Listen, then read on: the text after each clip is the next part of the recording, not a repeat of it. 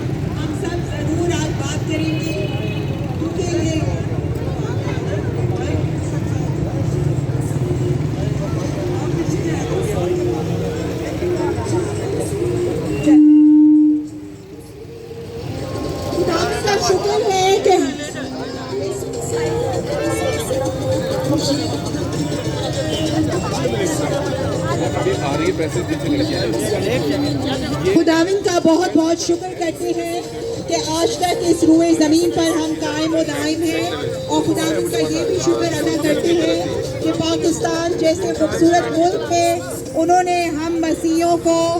रखा है। और खुदाविंद का शुक्र है कि हम यहाँ पर आज़ादी से अपनी इबादत करते हैं, हम यहाँ पर खुशी से अपने तमाम त्यौहार मनाते हैं, मगर कभी पता नहीं चलता कि